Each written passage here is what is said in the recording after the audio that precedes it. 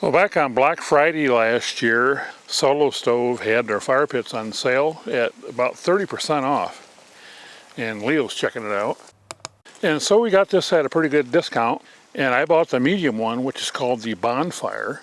And I kind of wonder if I bought too large of one. They also have a smaller one called the Ranger and a larger one called the Yukon. In addition to the Bonfire, I also bought the stand, which supposedly allows you to use the pit on a deck or maybe even the asphalt like we have here. And this is the first nice day we've had of this year with all the snow melt and everything that we're going to try it. And I also bought a grill that is designed for a Komodo grill, and it is the same dimension that the top of the Bonfire is.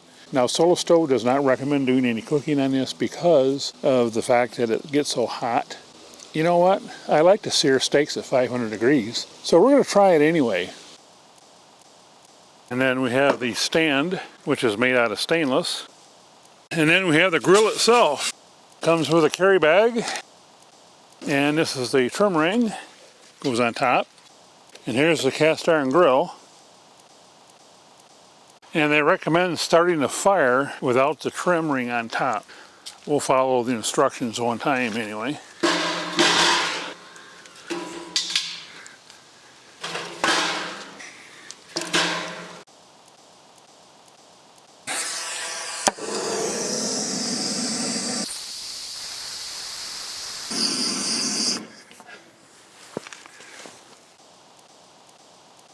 So that's all it took. Just a little short blast. If you remember last year I demonstrated this weed killer as a fire starter. Now we have a fire. And I think we can put the ring on now. Once this fire gets going good, it is supposed to have a draft from the outside to the inside. And this is not even warm. Of course the fire is not warm either that much. Now we're at 300 degrees inside and we're at 39 degrees here. And we're now about 10 minutes in. It didn't take too long to get a nice fire going. And this is also supposed to be smokeless, or nearly smokeless.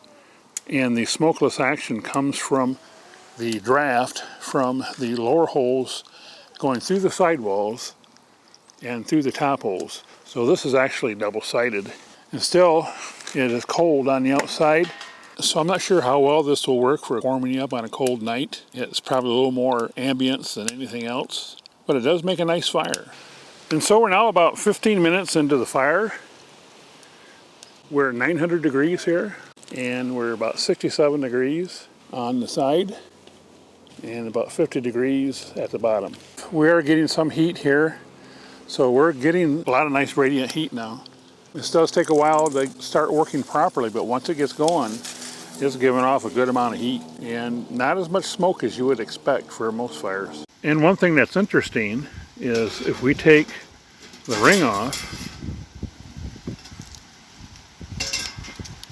then we start getting a lot more smoke. And you can see where all the little coals are blown in the air.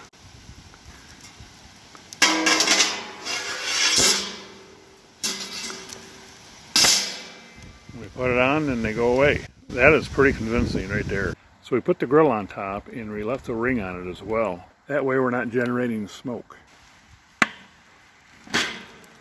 And we cook. A little bit of St. Elmo seasoning.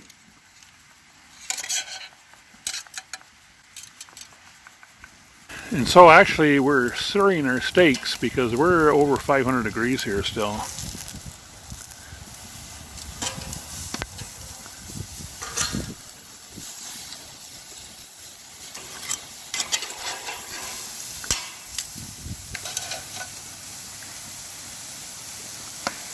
And yeah, we're about 600 degrees. There's still 800 degrees on the sidewall.